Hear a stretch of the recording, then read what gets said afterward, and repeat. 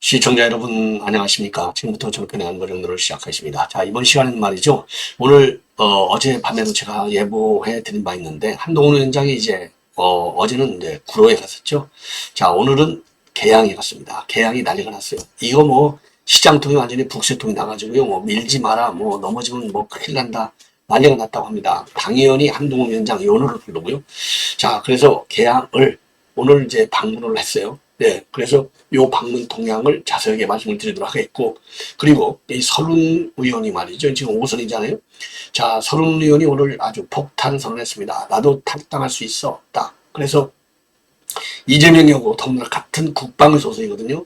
내가 이재명이를 국방에서 본 적이 거의 없어. 이 정도까지 직격탄을 날리고 나섰습니다. 자, 그래서 서른 의원은요, 여러분들 잘 아시다시피 이낙연계의 핵심이에요. 자, 그렇기 때문에 이제 내주까지는 입장을 정했다라고 돼 있는데 결국은 탈당을 해서 이낙연 계열로 갈 가능성이 크지 않나 이런 생각이 들고요. 자, 이번에는요, 이 홍익표하고 이재명이가 직접 붙었습니다. 그럼 뭐 당에서는 당연히 부인하죠. 그러나 이 몇 가지 지금 문제, 이 공천 파동이 문제가 되는 게 우선 여론조사 업체 이걸 끼워 넣느냐 안 끼워 넣느냐 이게 되고, 그 다음에 친명들이 말이죠, 비명 현역 지역구에 자객 공천을 받아서 내려가는 거, 꽂는 거, 요거가 이제 문제가 되고 있지 않습니까? 요거를 지금 홍익표 원내대표, 그러니까 이제 넘버 1하고 넘버 2가 붙은 거예요. 그래서 지금 민주당이 완전히 난리가 나 있는 상황이고요. 더군다나 지금 이제 이 내관 중에 내관은 누구냐면은 임종석이거든요. 임종석 문제와 관련해서 이재명이가 발벗고 조용하게 나섰다고 합니다. 자, 그런데 아직까지는요, 이러한 그 이해찬의 이 조언 또는 그 권고 또는 경고 이런 것들이 전혀 먹히지 않는 것 같아요. 자, 그리고 조금 전에 이제 말씀을 드린 대로 지금 이제 홍익표하고 이재명하고 붙었는데 여기에 김성환 인재 영입이 간사가요 홍익표 쪽에 붙었어요. 이거 지금 비명 자기 공천하는 거 그 이유는 바로 지난번에 체포동의안 가결할 때 그 사정 때문에 그렇다. 이실 짚고 양심선을 했어요. 그래서 이 파장이 더 커지고 있다. 예, 이렇게 결론을 낼 수 있는 것 같습니다. 그래서 이러한 내용을요 한 20분간에 걸쳐서 핵심만 여러분께 말씀을 드리도록 하겠는데, 오늘 계양을 가서 지금 이제 이 계양도 뭐 한동훈 위원장 가는 지역보다 뭐 어마어마한 팬덤들 전부 커밍 아웃 하지 않습니까? 자, 그래서 오늘 말이죠. 지금 이제 계양을에 가서 지금 얼마나 이제 환호를 받았는지, 자, 자료 화면을 먼저 보여드릴게요. 이천수 후보도 오늘 하루 종일 같이 다녔고, 이렇게 어깨 동무를 하고 주먹을 불쩍 뛰면서 화이팅도 하고 말이죠. 아주 오늘 뭐 분위기가 굉장히 좋았다고 그래요. 자, 그래서 지금은요, 이 한동훈 위원장이 험지를 다니면서 바람을 일으키고 있는 상황. 그래서 요거는 워낙 지지자들이 많고 안 보인다고 아우성을 하니까 이렇게 밑에 말이죠. 밑에 이제 그 박스 같은 거 하나 올려놓고서 둘이서 이렇게 벌쩍벌쩍 뛰는, 잘 보이게 이 정도 오늘 열렬한 이 환영을 받았다. 예, 분위기가 이 정도로 엄청 떴다는 것이죠. 자, 그래서 이거를 보면요, 자, 제가 다시 한번 이렇게 보여드리면요, 뭘 보여드려야 되냐면, 예, 자, 여기에 이게 있잖아요. 요 글씨, 이게 일종의 이제 공약이에요. 공약판. 요것 때문에 제가 여러분들께 이제 다시 이제 조금 키우려고 하는 건데, 원희룡이 진짜 합니다. 지하철 9호선 동량동하고 박촌역을 연장시키겠다. 그래서 인천 1호선하고 지하철 9호선을 연결시키겠다라고 하는 공약을 제시했어요. 그래서 민주당이 그동안 한 걸 보면은 도대체 당선돼 갖고 배치다고 폼만 잡았지 계양을이라고 하는 지역의 발전을 위해서 민주당이 한 게 뭐냐? 그러나 지금 원희룡 후보의 경우에는 지금 여당 후보니까 얼마든지 이 공약한 것은 반드시 이행에 옮길 수 있다. 그리고 옮기겠다.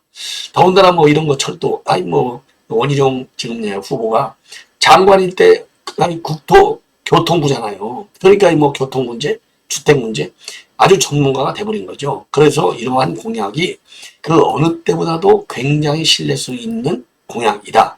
이런 점을 오늘 굉장히 강조했다고 합니다. 자, 그래서요, 오늘 첫 일성이 이제 이 한훈 위원장하고 이 원희룡 후보가 서울 지하철 9호선 연결을 공약한 박촌역을 찾아갔어요.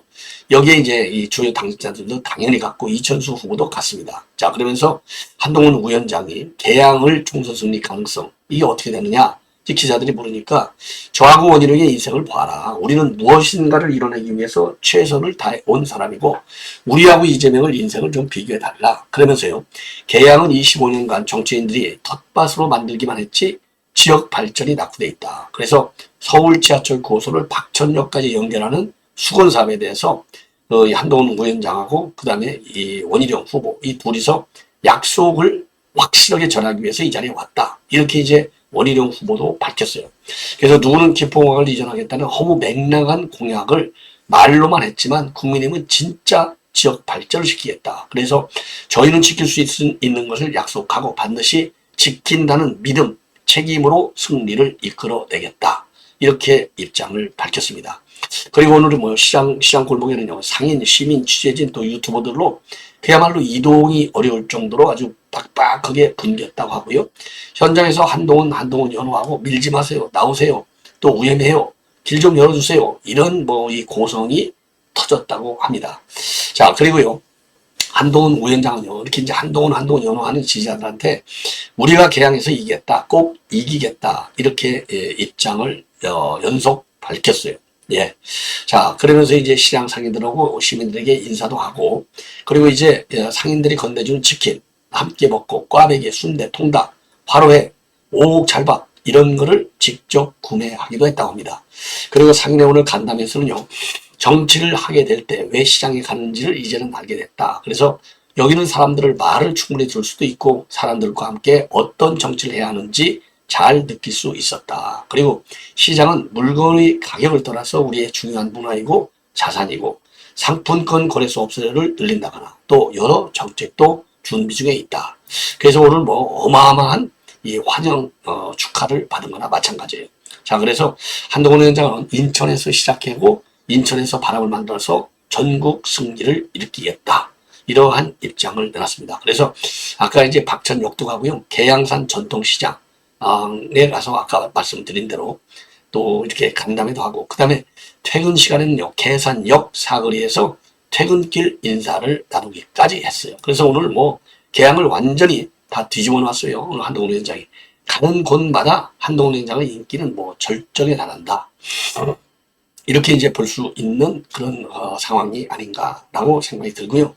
자, 그리고요 지금 이제 이 서른 의원이 오늘 열받아가지고 별도의 기자회견을 통해서 아니 내가 어떻게 하위 10%냐? 내가 하위 10%? 그러면은 이재명이는 국방에서 본 적이 없는데 이렇게 직격을 가하고 나섰습니다. 자, 그래서요 지금 이 탈당파들의 탈당파가 아니라 이제 하위 10% 들어있는 의원들이 이제 커밍아웃이 계속되고 있고 오늘까지 해서 총 7명이 밝혀졌어요. 그래서 설훈 7명, 김영주, 그 다음에 김한정, 박영순, 박용진, 송갑석, 윤영찬 요 7명이 커밍아웃을 했는데요. 하위 10%에 들어가면요. 경선 득표의 30%, 하위 20%는 20% 감산 페널티를 받습니다. 이 점수가 어마어마하게 큰 거예요. 예. 자, 그래서요. 오늘 이제 이 서른 의원이 기자회견을 통해서 이 밝힌 내용을 보면요. 자, 단순히 민주당이 아닌 이재명 대표를 지키지 않았다는 이유로 그리고 이재명 대표가 아닌 국민을 위한 민주당을 지키고자 했다는 이유만으로 민주당의 본연의 가치를 다잡고 정신을 지키고자 앞장섰다는 이유 하나로 하위 10%에 밀어넣었다. 그러면서요. 1980년 김대중 전 대통령님을 처음 만나 40여 년이 넘는 시간 동안 민주당으로서 살아왔는데 통보를 받고 난 뒤에 한동안 스스로에게 그리고 김대중 전 대통령께 부끄럼 없는 정치를 해왔다고 당당하게 말할 수 있을까? 몇 번씩 되물었다. 이렇게 본인의 그 고민을 털어놓고 있어요. 그러면서 단 한 번도 민주당의 부끄러운 짓을 저지른 적이 없으며 누구처럼 민주당을 방탄으로 사용하지도 않았고 사법 리스크로 민주당의 발전을 저해하지도 않았다. 이것이 비명 행사이며 사천 아니냐? 이렇게 비판을 했어요. 그러면서 도대체 무슨 근거로 제가 하위 10%에 들었는지 공관위는 명명백백히 밝혀라. 그리고 이재명한테도 직접 겨눴어요. 도대체 이재명은 지난 2년 동안 어떤 의정활동을 했냐? 질의와 법안 발의는 얼마나 했냐? 본회의는 제대로 출석했냐? 따져 묻고 자신과 측근의 범죄를 비호하기 위해서 민당을 이용한 것 이외에 민주당의 국회의원으로서 국민과 민주당을 위해서 도대체 어떤 일을 했냐? 딱 반문을 하고 있습니다. 자, 그러면서 말이죠. 이재명이는 혁신이라는 명목하에 자신과 자신의 측근에게는 전혀 칼을 대지 않고 오히려 공천에 적극 개입해서 친명 횡재, 비명 횡사를 주도하고 있다. 자신을 비판했던 의원들을 모두 하위 20% 안에 포함하고 개인적인 복수를 자행하고 있다. 예. 그러면서 말이죠.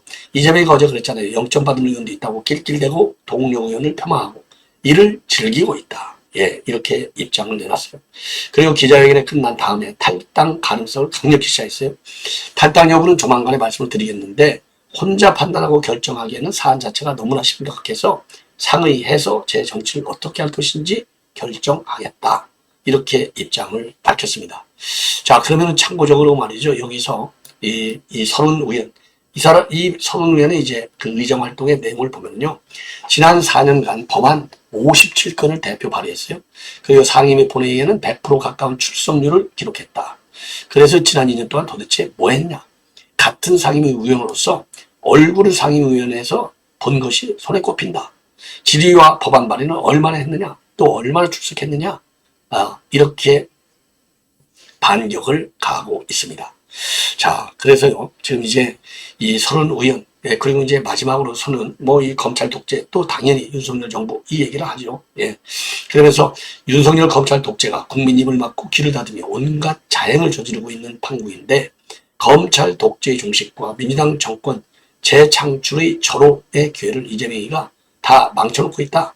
국민이 아닌 이재명만 바라보는 정치인들만을 배치하고 민주당을 이재명 방탄을 위한 정당으로 만들고 있다. 이렇게 비판의 수위를 어마어마하게 높이고 있는 그런 상황이 되겠습니다.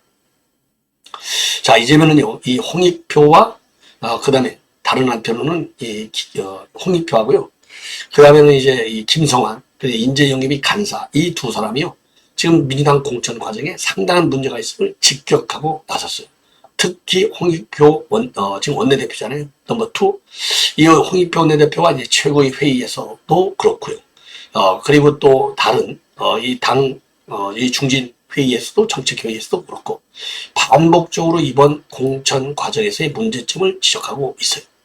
맨 먼저 지적하는 것 중에 하나가 바로 여론조사 업체 이 중간에 끼어드는 거. 이거 정체불명 문제가 많다 이거죠. 자, 그러면은요. 자, 여론조사 업체 이게 뭐냐? 바로 이거예요. 이미 한번 여러 개 말씀드렸는데 여론조사 기관이 여러 개가 있어요. 현역 의원 평가하는 여론조사 기관이 있고 후보자 적합도 조사하는 여론기관이 있고 또 경선 ARS 조사하는 여론기관이 있는데 여기에 4개가 들어가 있어요. 리서치 DNA, 그 다음에 우리 리서치, 티브릿지, 미 리서치.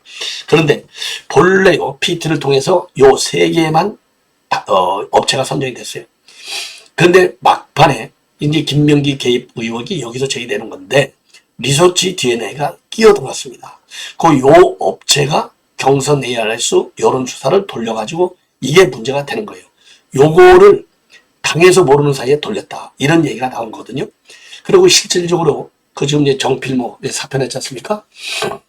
자, 그래서 자기네도 모르는데 돌렸다. 이렇게 되니까 이거 가지고 이제 난리가 나니까 이거 당에서 이거 돌린 게 맞다. 라고까지 이제 시인하는, 인정하는 사태까지 벌어진 거예요. 그래서 요게 말하자면 리서치 DNA가 지금 이제 의혹의 핵심으로 떠오르고 있는 겁니다. 자, 그러다 보니까 이 홍익표 원내대표가 두 가지를 집중적으로 얘기하고 있어요. 바로 뭐냐? 이 여론조사 선정 과정에 이게 뭔가 문제가 있다. 강하게 문제 제기를 했어요. 비공개 최고위에서 바로 오늘. 그러면서 이 DNA 요거는 향후 경선 과정에서는 이제 이 업체는 제외하라. 이러한 입장까지 밝혔습니다. 자, 그러니까 본래 이게 말이죠. 이재명이가 성남시장 할 때, 요 업체를 통해서 시정과 관련된 여론조사를 했다는 거 아니겠어요? 자, 그런데 이 2013년대 이게요. 근데 이게 본래는 여론조사, 이 ARS, 여기에 경선에는 포함이 안 되는데, 김명기 의원이 이거 잘하는 업체인데 이게 빠지면 이게 문제가 생긴다. 잘 챙겨봐라. 이렇게 하는 바람에 추가적으로 들어갔다는 거 아니에요. 그래서 이제 오해와 의혹이 지금 제기되고 있는 거예요. 그러니까 이 홍익표 원내대표가 이거 앞으로는 이거 경선하는데 이거 빼라 이렇게 된 거예요. 그러니까 이거 이재명 때문에 들어간 건데 이걸 빼라고 그러니까 이재명이 이 얘기를 듣고 엄청 불쾌했다는 겁니다. 예, 아주 노골적으로 불쾌했다는 거예요. 그래서 요게 이제 하나 문제가 되고 있고, 또 두 번째 문제는 이제 친명 자객 후보를 자처하면서 은평군에 출마를 선언한 사람이 누구냐면 김우영이에요. 이 김우영이는 강원도당 위원장인데 밑도 끝도 없이 은평을 출마했어요. 출마 선언했어요. 그런데 이 은평군에 지금 이미 있는 의원하고 지금 경선을 붙여버렸어요. 역경선. 그러니까 이 사람은 더군다나 강원도당 위원장이 은평군에 출마하려고 난리를 치고 돌아다니니까 요거 징계까지 먹었어요. 예, 주의 조치까지 받은 사람이에요. 근데 이런 사람을 갖다가 경선에 붙여버리니까 이거 문제 있다. 예, 이거야말로 해당 행위다. 요렇게까지 지금 이 홍익표 원내대표가 세게 얘기한 거예요.